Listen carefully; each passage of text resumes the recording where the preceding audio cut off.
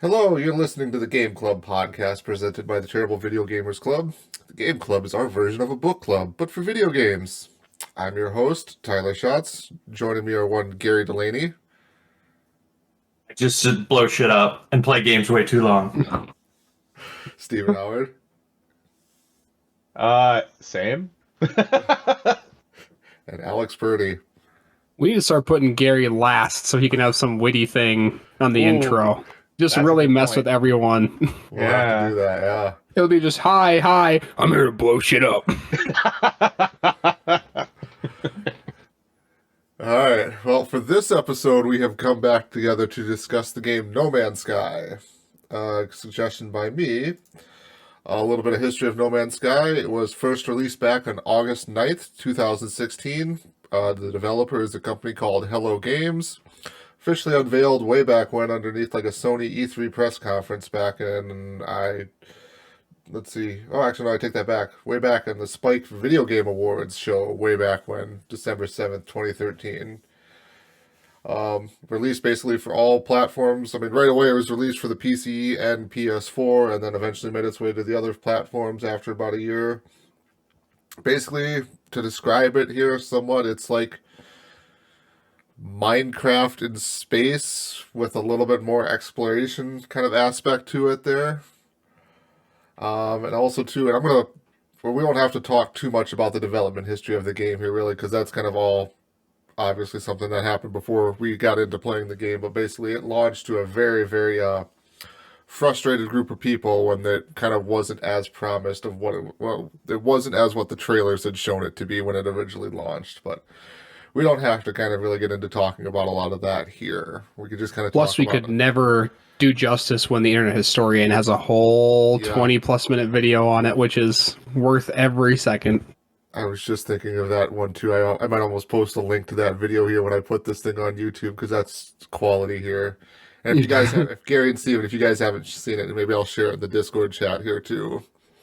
No, I've never seen that or heard that. But yeah, I definitely agree because, I mean, if we're not going to go into the history, people are going to come into this, listen to that and say, I've heard that was horrible and need some sort of reference as to why it was horrible and now where this is at. Yeah, I mean, we could spend a long time going into it, but it's not really what this is about. It's basically about our time of playing the game here and what did we think of it. So, kind of, I mean, it's such a big kind of game to kind of take off talking about here. Maybe we kind of will just go around here. How much did everyone play the game here, like initially? I think I rattled off or I put in about 16 hours. The Xbox app says I did about 16 hours total, but that also included a little bit of time I had when I played it like 3 years ago when I initially got Game Pass. Gary, what'd you end up playing? I would say like 6 to 7 hours, I think. I don't know where you saw it in the app, otherwise I would look, but... and a fair number of that will be my first save too, as I referenced, but... Okay. Steven. About 5 hours and 16 minutes. There you go. And it was, yeah. The Xbox app says you played 13 hours and 30 minutes, Bird. Oh, okay. And then, Gary, how much did you end up playing, Mr. 25 hours from Spiritfarer? 20 hours and 46 minutes. You played what? 20 hours? You played 20... You beat all of us again? Yeah. Yeah, as I said, I'm just better at this. Even though, like, I don't know why. Actually, the app shows you played 1 day, 5 hours, and 44 minutes. That would be... Did you leave your What, game on a 29 couple hours? of times? Probably. Okay. So I'm sure, yeah, it's probably the time on is the play time here on the Xbox app, but then inside the actual game is your actual gameplay time. Yeah. Well, that would mean I maybe had Spiritfarer open for a couple hours too, but... No, we're going to go I with don't believe that. You played that game a lot, Gary. You secretly liked that game. Fucking hated every moment of it. See, we should look back at that right now. See how long Gary has played after we haven't played that. It's going to be another day and a half. All right, so to get into talking about it, there, Steven, you were the low man on the totem pole for hours played here. Yeah. what were your kind of like thoughts in it? And did you kind of like the game here? So yeah, I opened it up just maybe a couple days after we first decided we were going to play it, and I played for about 2.5 hours. And I only started a single player game. I've never played this game before, so I was just kind of getting the idea of how to play it. Gary actually ended up joining me on the very tail end of that game, because apparently one of the things to know is you can actually jump into other people's games. I did not get a request to say yes. So Gary invaded my game, shall we say, but it was fine. I mean, we were having a good old time. But it was... And then Steven murdered me. Steven murdered me with my first 5 minutes of the game. That is not true even slightly. Gary died because he couldn't find freaking, what was it?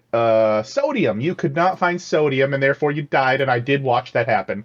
But anyways, then I also played another 2.5 hours with the group. We all played like a joint kind of thing.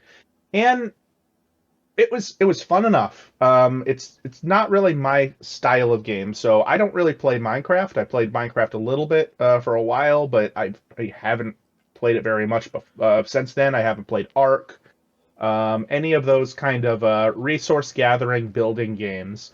It's just not where my interest lies. And I did really enjoy the aspect of being able to fly through space, though, and kind of having that unbounded feeling. You're on this massive planet, which will take you literal days to walk across if you try to walk across it, so you better freaking fly. And but you can get a ship, and you can fly that ship out into space, you can trade, you can see other fighters and their drones that attack you. So I would actually put it above Minecraft for that, just because that's a little bit more fun for me. It's just not my style game. I'm just whatever the classification of a Minecraft game or a Ark game, some of those, resource builder whatnots. That's just not my kind of style. But I enjoyed it. I really did enjoy playing with the group. Where were you at, Steven, in the storyline tutorial or whatever it was? You were pre-warp, right? Yes, like I was pre-warp. I ended basically where we had built a little house, a little habitat area, which Gary very kindly used without my permission, slubbed in, maybe, should we say, for a little bit. It's an achievement or a challenge for literally going to someone else's base and like touching their home base module, and you get an achievement or a challenge. So I that's about as far as I got, and then we played all together, and that was just a thing of exploring. Actually, that was one of the cool things, is there are so many different biomes that you don't really feel like you have to follow the story or the tutorial to get all that. Obviously, I didn't get warp, so I didn't get to go to different systems, which was, probably hampered it a little bit. But I will say, in the course of playing, I enjoyed it well enough. I think it could be so much better, though, if the multiplayer was a little bit more streamlined. We had an issue where we built these little teleporters so we could go to each other's bases that we had already built, since we're all just basically joining your one game into everyone else's game. And only Tyler, he was hosting that, I guess, we all jumped into his game basically, and he could teleport to any of our bases. We could only teleport to our own bases. And what that made happen was Tyler could go to any planet that we had been at and check out our bases. I couldn't see Gary's base. I couldn't see Perd's base. I could only see my own base. I couldn't see where Tyler had started. If they had been able to change that, so I mean, you had 4 people playing that started on 4 different planets, and you could use that little teleporter to go to 4 different planets, and everyone just be able to follow and, play around and whatnot. I think that'd be really fun.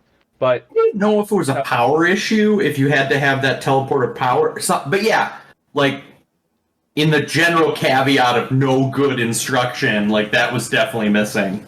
Yeah. But I guess that's my one big critique of the game. I enjoyed playing multiplayer. I much more enjoyed playing multiplayer than I did single player. But the lack of ability to travel to other people's bases easily definitely put a hamper on it. All right. Gary, what were some of your early thoughts on the game there? No tutorials. Just like I think it needed something. And AI. Yeah, literally, my first 5 minutes in the game, I like landed, and then it's like, oh, your life suit's going. I was like, what the fuck do I need to do? Like, oh, I have to go into my inventory, and you have to drag it, and it's like, nowhere did it explain it. It was just like, here's the deep end of the pool, fucker. Like, good luck. Like, and then they had a general like goals but it didn't tell you how to get there. Like, or it is such a deep and complex world, but they didn't tell you how to make the most of it. Like, it's a game that doesn't want you to like it. Like, there's lots of complexity, lots of things you can do, but it's not like I question if you could play for 10 hours and then learn something that you were like, this would have been real useful an hour one. Like, I think it's a game that requires a wiki, so I would put it as a very poor game design. Fun game, pretty game, way too much reliance on crafting. Like, I didn't like that. Like, I enjoyed the talking to new people, learning new words. Like, that was fun. But that mechanic wasn't explained at all. It was like, okay, well, after a while, you're like, oh, first thing is you ask for speaking help. And the second thing you do is you practice your language, and then you get something. Maybe you get another word, but it just wasn't explained. And honestly, I'd go up to a guy and you'd be like, oh, I want to practice speaking. And then it's like, whoop, whoop, whoop, you're out of the menu. And then I got to go up and start the transaction again to try to get some more speaking practice. And I was like, this is not... And then the people would wander. So you'd have to try to find that same person. And so that was... I just think it's a frustrating game. Not well tutorialized. No trading. That was the other note I made. Like, we were in multiplayer with other people. Like, I was, like, sort of new, and Tyler had all this cool shit, and I'm just like, you're gonna be nice? Just give me the thing I need to get to the next step. But anyway, that's all I got. So, this is kind of part of the problem I think we ran into.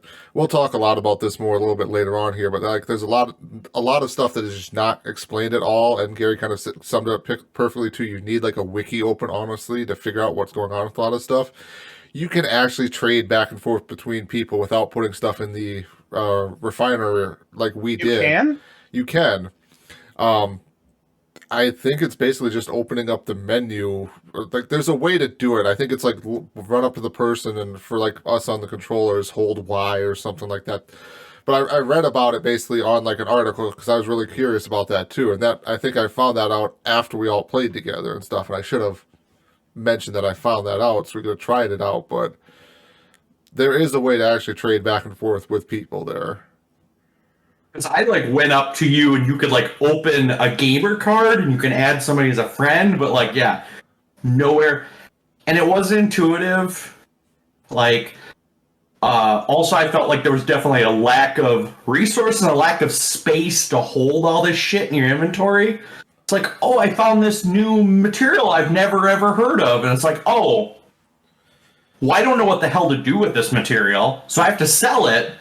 But until I can sell it, I have to hold on to this material and take up inventory space. So it's like a choice between like keep this and try to sell it to try to get something better, or like literally just burn materials because I think metal, like the rusted metal, like after a while, I think a couple of you said you just like don't even touch it because you refine it into ferrite dust. But yeah, Steven?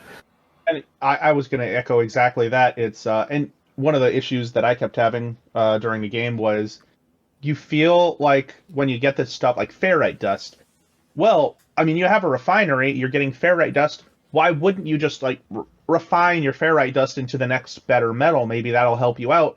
and I ran into an issue where I basically refined all my ferrite dust into, I don't remember what it was, but then to build something else, I needed this ferrite dust to be able to make metal plates or something like that. I'm sitting just going, well, I have refined metal. Why can't I just use this metal to make the metal plates? Okay, well, maybe I can unrefine the metal that I had. Nope, you can't do that. So now I'm stuck without ferrite dust, and at this point, I was on just a completely different planet and didn't have ferrite dust readily available like I had, and I just kind of was like kicking myself, like, well, if I had known that I can't unrefined ferrite dust or that I can't use this refined metal for any other purpose, I wouldn't have done that, but I didn't.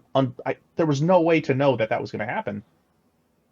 Yeah, and I talked to somebody who played it a little more than I had, and they had said that, after a while you get more inventory slots in your eco suit, you get a better ship, the ship's got more space, you get a better multi-tool, and the multi-tool has more widgets and gadgets. Like, I got the ultra mining tool, which it allowed you to do the things on the planets that were like bigger things to refine. And after I got it, I was like, this is the stupidest upgrade ever. Like, literally, it just locked off the same material, but in bigger columns. And I was like, I didn't really see the value of it. Anyway. All right. Purd, what do you got for us? Well, I need to say, Gary's the only person I know who talks about how much he hates a game and played it for more than a day. Right? He didn't have to. But I have the unique perspective. I played it entirely in VR, so there would have been no wiki for me, and that really pissed me off in the beginning. I'm sure maybe Tyler especially can remember my frustration at trying to just do basic stuff because they don't explain. They'll just say hey, get this thing, and I don't know how, and I don't know how to refuel my systems, and I can't ask anyone because I'm in VR, so nothing's the same. And if I'm going to look it up online, I have to take off my headset, roll over to my desk, look, and then, yeah, it's the worst.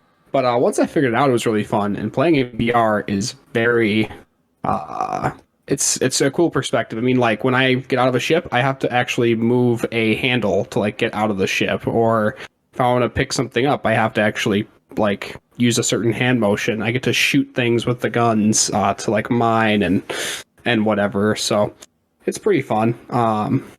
But yeah, I mean, a lot of the frustrations you guys had, I had as well. But it was one of those things where once you figured it out, it seemed like it made sense. But getting there was a train wreck. Do you think that VR was a good second playthrough? Or after you've gotten through the first 5 hours or something to get through the initial no tutorial of learning basic movement like you learn in a Halo game, how do you move, how do you shoot, how do you reload? Do you think that was what was missing in VR, was the dummy's guide to interaction? Yeah, I mean, I would say so. I mean, if I could go back in time, I think I would just play through the first part, just on a 2D screen, just to figure out how all the systems work, and then switch over. Because at least if I know I need sodium chloride to refuel my life support, I won't have such difficulty doing that, because I don't even know that I need that to not die, as an example. But yeah, I mean, watching some videos on YouTube of 2D to VR, I mean, yeah, just nothing is at all how you guys do it, which they could have definitely had a little tutorial for sure. I had a question as well about the VR in terms of how immersive was it? One of the VR games I've played that I believe is fairly immersive is Half-Life Alyx. How would you rate that on a scale of, with Half-Life Alyx being kind of the baseline there? If you've played that, I don't know if you have or not. I've played the first part of it. Half-Life Alyx is a gold standard VR game. I mean, it's made just for VR, and it's really, really good. This is surprisingly, I thought it would be kind of just a port where it was really awkward and glitchy, and while there was still those types of things, it was pretty good. I'd give it 7, 8 out of 10 in terms of like VR smoothness and things made sense. Yeah, in terms of immersion, it was awesome. I mean, like when there's a big animal stomping around, like you not only hear it, but you turn around, there's like a giant stegosaurus looking thing next to you. It kind of freaks you out.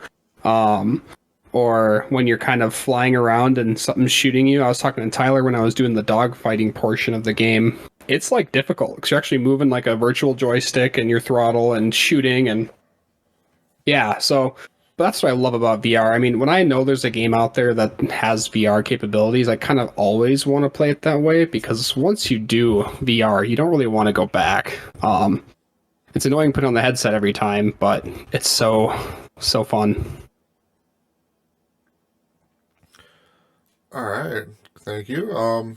I'll go kind of with my thoughts a little bit here too. A lot of my points you guys have already made here and stuff like that. Like, I think maybe what I had this thought kind of come across me of like the big issue we all I think will say is like the inventory space was just a problem there after a while. Of like we were collecting all of this stuff. It's like, okay, cool, I got all of this interesting stuff, but I don't know if I need it, if I'm ever going to really find it again very easily. So that was just like a main pain point to me. And I mean, I later found out that you can build chests and stuff like that in the game. So that would have been nice to kind of maybe have, like, again, that goes back into like setting up your base and then operating out of that base. But then of course, traveling across the world is just such a tedious thing to constantly do. And I know like one time I spent some time, just basically flying in outer space there, shooting at the asteroids, collecting all the gold, platinum, silver, and stuff I could, just to take it to a nearby space station to just try and earn some more money. But otherwise, then yeah, like a lot of my points you guys basically have already kind of covered. The portal situation I never got figured out here either. That was weird. Like I was the only, like I don't know if it's because you have to go to each planet to build your own portal to come back, or if you guys needed to build your own starting portal to go to the other ones. I don't remember what the issue was, but that was just really weird that we were in a multiplayer group and only I could access everyone's portals there. Overall, like I don't have like a negative feeling towards the game, I would say overall. I mean, I'll cover like our thoughts on the game overall at the end of this, but like overall, like my experience was somewhat positive, but it just kind of felt like overall, like it was just overwhelming to kind of jump in and play. Overwhelming is a great word. I along with inventory, also I got to a point where I was like, you're trying to get resources to build something. There was a point where I got a new ship and I was like, oh, you got to repair it. And then there's like, I need these elements. And I was like, I don't know where the hell to find these. The game should at least tell me like, hey, maybe if you want to look for this, maybe go, or allow me to interact with an NPC and be like, hey, I have a question. I'd like to find phosphorus. Like, where do I need to look? But instead, I have a half-repaired ship because I'm missing like 4 elements that I've never seen in the world. And that makes sense. Like in this game world, there might be materials that I've never seen before. But without a wiki, you have no way to even know where to look. So now you have, or even how to like manufacture it. Like some of it, and you can only get this mineral by taking a basic element and putting it in the refinery. yeah. You don't know that because the game doesn't teach you until you actually go into the guide and select it as, tell me how to get this material here. Well, there's a way in the guide. Obviously, I don't read, so that was completely above my capacity in this game. So, Steven? Just had a question, and maybe this is for all three of you guys, about the permanence of the base. Obviously, one of the things that it feels like you're supposed to do in this game is go to different planets. And at what point do you want to build a super permanent base? Because it almost feels like it doesn't matter the base size that you build, because you're going to be going to a different place. What's the point? A game mechanic that I forgot to mention was that near the end, what actually became you can find a settlement, and if there's a settlement, if there's no active governor or no active mayor, you can take over as the mayor of this settlement, and then there's a happiness mechanic and a how much in debt that settlement is mechanic, and you have to make mayoral decisions of like, there's a dispute between this new guy who came to the settlement, and if you side with this person, you'll either increase or raise your debt. If you side with this person, he'll be kicked off the planet, kicked out of the settlement, and you're just like, make these decisions, and it's just like a yes-no scenario, and then you can build, the first step is you build a mayor building, and the next step is I had to build a spaceport, or a place for laying your ship, and I got the first step done, and I couldn't get the fucking second step because I didn't have the material that no one had told me where the fuck to find it. So, Tyler. My mind is just literally blown at you telling me I could have found a sediment there to basically build, because I never found that. But it goes into two things of like, I don't know how much of the surface we actually really scratched of this game, because I ran across a situation where I was flying in outer space after making a jump there, and I found a frigate that was under attack there. So I did what I normally do and just shot down all the pirate ships. And then the guy hailed me like, "Hey, come aboard my ship. I want to talk to you." And then after talking to him, I ended up getting actual ownership of the frigate there. He gave me the ship there. And then there's a whole thing you can do with the frigate there, basically, of like sending it out on missions to bring back more resources and stuff for you, just making you more and more wealthy. And then you can build like basically a moving base inside the frigate as well there too. So it was just like another thing that I had, and then I told you guys about. You guys are like, "Wait, what? You could do that?" Or I think Alex and I had a big conversation about that at work. It was like, "Yeah, I was just flying around and I did this." And I think Alex, you said you finally found it then too after that. Yeah, I ended up Googling it. So after your 5th jump, this event triggers, and it does every so often if you ignore it. But yeah, if you defeat all of the pirates and then go land on the ship, which it kind of prompts you to do, then you can have the option of taking it, or you can just straight up say no. But yeah, I think I found a resource or a something that you could only refine at the frigate. Like it was a inventory slot upgrade or something like that, and you had to have the frigate, the workstation on the frigate to do it. Yeah, but the way you found the settlement is there was those location markers you could trade them with the guy in the space station. One of those things is for 5 of them you could find a settlement, and then at that one, when I did the first one, I think it was like, yeah, there's already a mayor here, go fuck off. And the second one I did, it was like, oh, there's no mayor, like, you want to be the mayor? I'm like, yeah, cool. The settlement's 200,000 credits in debt, and I was like, I just wish I could pay off their debt, because I just keep on making bad decisions that increases the community's debt. So, Mayor Gary, everyone. Just go shoot some ass, Gary. Just go shoot some. Can you imagine a worse thing? So that was the that kind of goes into like, we'll kind of transition here into kind of just the slight issues and stuff we had with the game. And mine was, again, it related to lack of inventory space there. So like I had a bunch of those star data charts and stuff like that, but I never knew what to exactly do with them because like I would find a bunch of them and then I'd probably end up selling them because I had like 4 of them. And then I'd sell them, and then it's like, I found a guy, oh, hey, yeah, talk to me, and I could, like, do something with them. So I'd be like, okay, I'll keep that in mind for next time. Then I get a bunch of them. Well, now they're on my other ship here, because after I found a second ship, you only get access to whatever ship you're currently piloting. So I was like, well, great. Now I need to go switch to the other ship, and then after that, I've completely forgot what I was originally doing there, because I still needed to repair my other ship and all of that stuff. So it goes back to, I guess, the point of just overwhelming so much stuff to kind of just do, and then the other thing I thought about here too, with maybe I touched on it earlier with the inventory part, was like all of this extra stuff that we're finding that's like, okay, I don't know, do I need to keep this or not? I wonder if it's just like one of those things that you don't really need a lot of this stuff right away. You just need the basic minerals to kind of power yourself through a lot of the initial start. And I think maybe we were just getting all overwhelmed with like, oh, there's all of this cool stuff, I need to hold on to it. But again, it goes back to, I think, the ultimate problem with this thing is just the lack of a tutorial to kind of slowly walk you along, at least through the first part of this is what you need to do.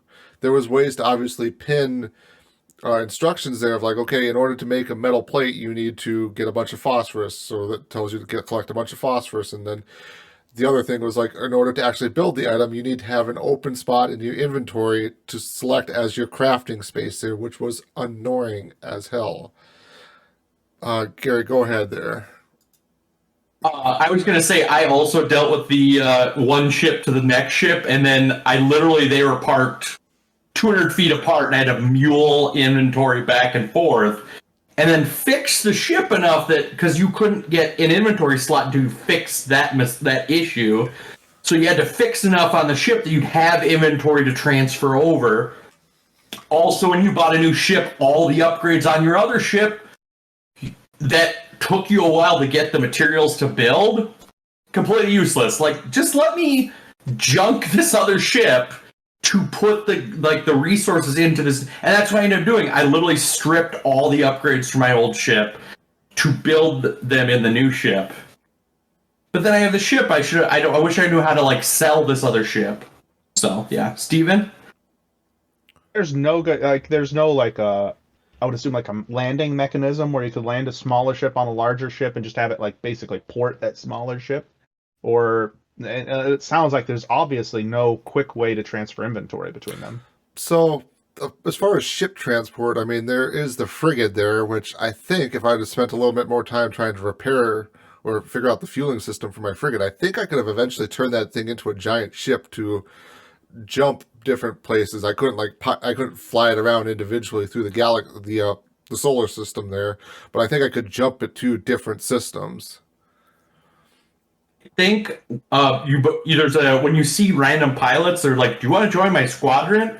You need the frigate to get to that step. Yes. I randomly unlocked a squadron spot on my frigate there, and I was like, well, that was just a waste of money, because now I need to go find somebody to do this for me. Per, did you kind of run into any major issues outside of some of the stuff we've talked about too here, with you being more in the VR side of everything? Major issues. No, I can't say. I mean, most of my playthrough was honestly spent just trying to fix up a ship I found, just because I really wanted it, because it was awesome, and I just happened to find it. And then getting the frigate kind of all figured out. I did get the fuel system for that figured out. I don't know if we ever talked about it, Tyler, but yeah, there's like special frigate fuel you craft and put in there. And then, yeah, you just also craft warp cells, or there's like a higher tier warp thing you can also craft.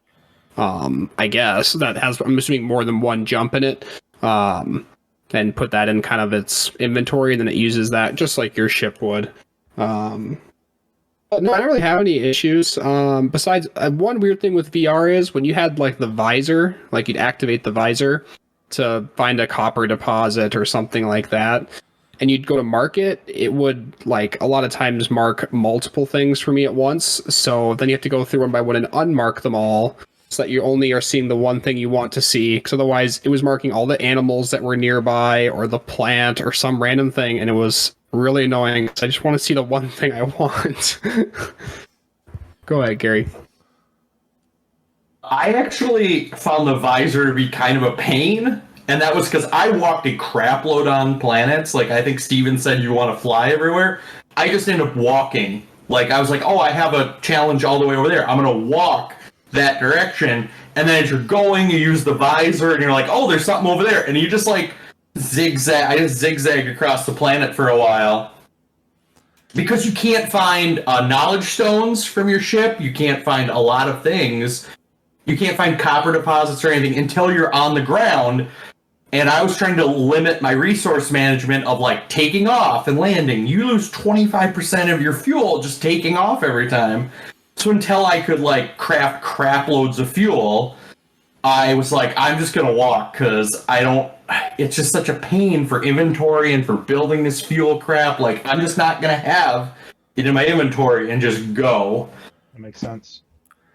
I wish I would have spent some time trying to figure out how to build, like, you can build essentially like a rover pretty much to have, so you can drive around on the planets a lot quicker than obviously walking or taking your ship. You can just call it down to the planet and drive around. I wish I would have spent time to kind of try and figure out more of that stuff, but again, it kind of just it was one of those things I probably would have had to pull up a wiki and be like, okay, where do I go? Because it doesn't explain, like, oh, hey, if you want to build yourself a rover, you do this, this, and this. Or if you want to get one, you go to this specific kind of station and buy the plans for it or something like that.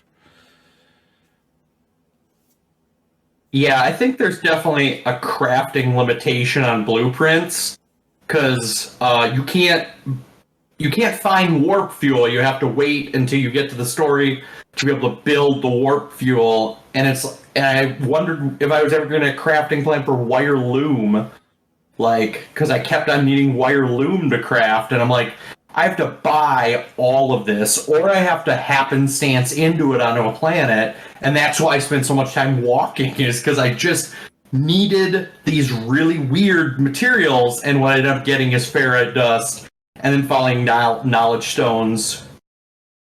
I was getting pretty good at knowledge. I think I was at I had all these like random things pop up. Like I've 10 stars of walking, like 7 stars of communicating, and it's like, oh, that's cool, but whatever. I just want it to be better. Like every time you do that, like I had so many words, but then when you went to a new galaxy, it's a different race, and so they have a different language, and then you're just back at square one. Like, I feel like the learning curve for that was way too frustrating. Like, you'd get to a point where you have like you, me, I, is, a, and ships, like spacesuits, random words that aren't in the English language, and it's like, okay, I know that this guy called me infidel. It's like, I know the word infidel, but I don't know the whole rest of the sentence, and it's like, this is really tough. Like, it's not even enough context clues to figure it out. Steven, you seem really intrigued by that. I didn't get to that point. I love language. I love learning languages. I learn Arabic in my free time, and the ability to just go through that part and to be able to learn the different languages, that sounds really neat to me. It does sound very frustrating, but I will be honest. Even listening to you guys talk about the language learning, especially the mayoral thing, I might honestly jump back on and try to get to specifically that part, because that sounds fun. That sounds like it has a purpose, and in my opinion, kind of brings it out of that Minecraft, just build, manage sort of thing, because you actually have a reason to be doing stuff. You have the civilization or settlement you're doing stuff with, and that sounds neat.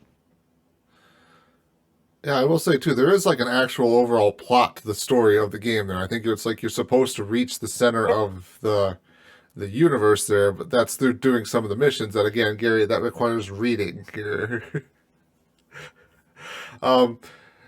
One kind of comment too I was thinking about as well is it feels like, and this goes back to, again, something we won't dig too deeply into, how the game launched so sparse and everything like that. It feels like a lot of the stuff though that you kind of interact with feels like it was kind of bolted onto the game there, to the point where it's it's not as coherent and smooth to kind of transition in and out of this stuff. All of a sudden, now I have a freighter ship command there. And it's okay, well, now I have to, there's no centralized hub for me to go do a lot of my stuff here. I have to travel to the frigate, go to the special computer, which means I have to walk out of the ship bay up into the top of the spot where the frigate is, tell it to go do its mission. Then if I want to leave and go do something else, get back in my ship or jump in my portal that I have built on my ship. There's the random thing for Gary there of finding a settlement and then taking over as mayor of the settlement there. There's a couple of missions I stumbled into, which are obviously, helpful for kind of continuing through the game and stuff. But it just felt like there was a lot of stuff that's kind of just bolted on to the game there as kind of part of what they did. And even the co-op stuff itself, too. It feels all kind of bolted on because it's not real easy to transition to trading back and forth with one another and all of that stuff. So it feels like they kind of made systems, but then it just doesn't completely integrate with everything else. You were talking about having to go somewhere. The mayor thing is a computer in the mayor's office. So you can't interact with somebody. That would have felt more Mass Effect to oh, you have a problem? Let's talk to you. No, I just go to the mayor computer, it gives me a scenario, and I say yes or no. And like, so it's, yeah, very like, and maybe that somebody's got a boner for that sort of interface, but I don't like it.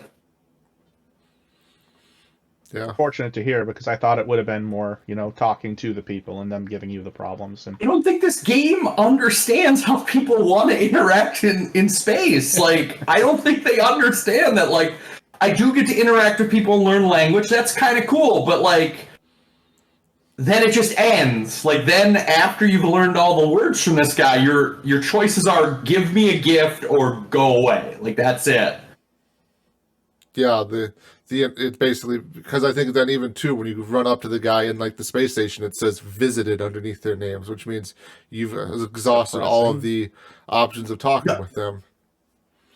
If it says visited, you just talk to him once, but I learned when you did more language, you could practice language with a person 3 times. And depending on what word you got, you could increase your standing with that group, decrease your standing with that group, get a blueprint, get money, get nanites. I think nanites became something you got a lot of. Did you guys ever go to the random settlement on your world and buy new blueprints with nanites? Like, there's a random bases on the planets that's just got like a landing port and a little like building, and if you go into one guy, you could probably get some language things. You went to another guy, he had a shop that you could only buy things with nanites, which made all of that goop crap you had a lot more valuable because you could craft the goop into nanites. So I remember getting nanites, and I had no idea what to do with them. But I'll be honest, and this goes back to, as both Perd said, as Gary said, as Tyler said, overwhelming.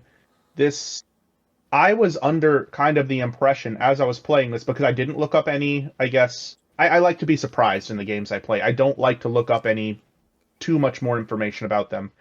And it felt to me like it was an abandoned world. It felt to me like everything was broken down. Sure, you had some ships flying over once in a while. I thought that was just kind of part of the scenery. But I never would have even begun to guess that there was a settlement on my world without some sort of heads up, or, as we keep saying, tutorial that would have been great. you never flew around the planet and just like hit the scan button, like just spam the scan button? That's what I do. Like when I stopped walking everywhere, then I'd start flying over the planet and hit like spam the scan button. When you spam the scan button, it'd be like, oh, there's a building over here that looks like a little house, and you land and be like, okay, this is literally like a navigation point and 2 boxes. Gary, you were with me. You were with me when I was flying around the planet, and that was the point where I was crashing into stuff, and I was being attacked by drones at one point, and yeah. And also, watching someone who'd play this more, those drones, like there's a hierarchy of that where there's a material you need to get out of the drones. So, like, speaking of crafting materials, like, you have to kick the hornet's nest to get some materials.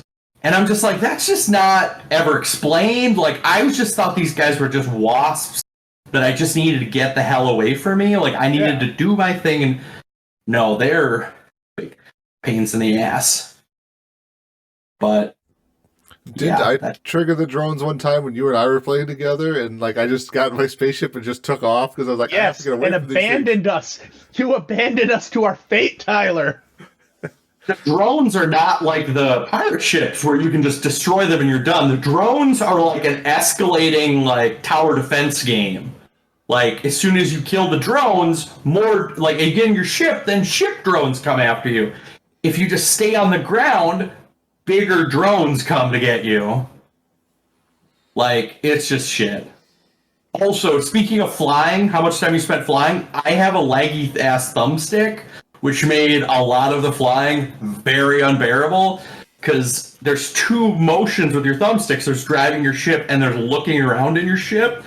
my look around in the ship was the laggy ass one. So like when I'm flying, all of a sudden I'd be looking at the top part of my cockpit, and so I'd have to like occasionally just slam my thumbstick down until I said, "Fuck it, I'm plugging a different controller. Like this is too hard."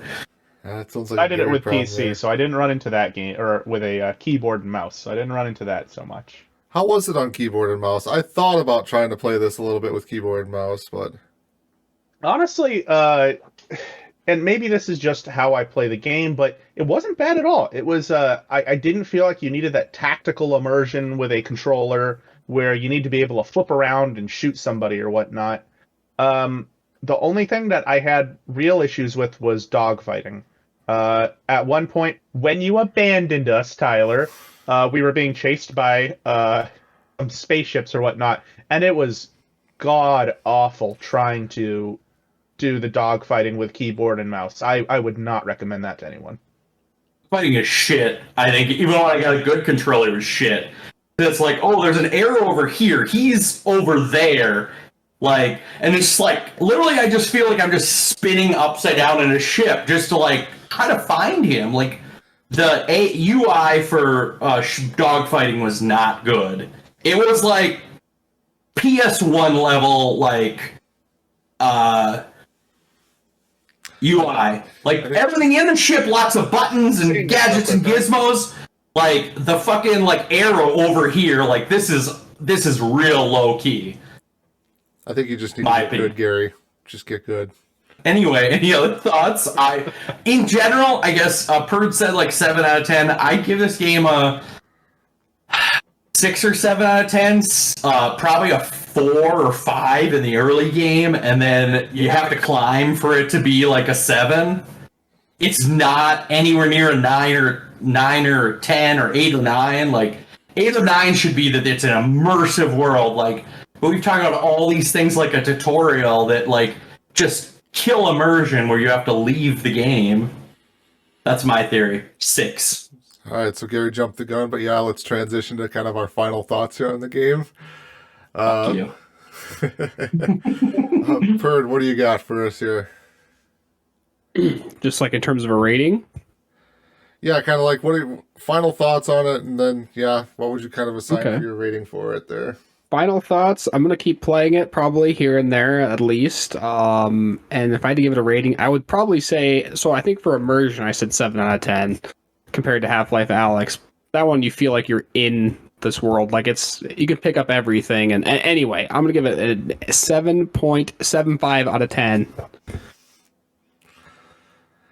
Tyler loves when you rate with weird odd numbers, just so you guys know. Yeah, it really makes me happy in life. Steven, what do you got? You know, like I said at the beginning, this is not my style of game. I'm not a Minecrafter, and it's not something that I easily get into. So that being said, I still had a fun time playing with you guys, and I had a fun-ish time playing with myself. Ha ha ha ha ha ha ha! I realized exactly what I said after I said it there. Damn it. Anyways, I had a fun time playing by myself, and I would say probably 7. Yeah, like a 7 and 3/7 out of 10. Okay. I'll adapt mine to 5.84. I was gonna say, Gary, did you have any more final thoughts you wanted to give there? Were you good with? No, it was a game that had a lot of promise that like never seen. It seemed like by this point it should have been like updated. Like even a Destiny level like bot voice in the corner like would have made this game easily a 9 out of 10. Like that's all it would have been. It's just like a bot tutorial in the corner. And it would have easily jumped this game like 2 points. And for someone like Perd, it probably would have made him like a 9 or 10. Like just a bot or some like UI in the corner, artificial intelligence, would have jumped the score a crap load. That's all I got. And I guess my final thoughts are, as unlike Spiritfarer, I will probably keep this game installed on my computer for a while longer. Maybe jump in and out of it kind of for a little while there. Just I don't think I'm quite done with it yet, but I'm not for sure I'm going to fully commit into it like I have with Minecraft before in the past. I agree with that. My rating would stand at a 3 out of 5 though, because I don't rate on a 10 scale. We'll just say that's a 6 out of 10. I mean, yes, that would transition to a 6 out of 10, but Bath. It's so much more specific when you do out of 10. Because 3 out of 5 could mean, it's not that good. But 6 out of 10 is like, well, it's not that good, but it's leaning towards good. It's better than the halfway point, so that means it's good. You should play it or not if it's...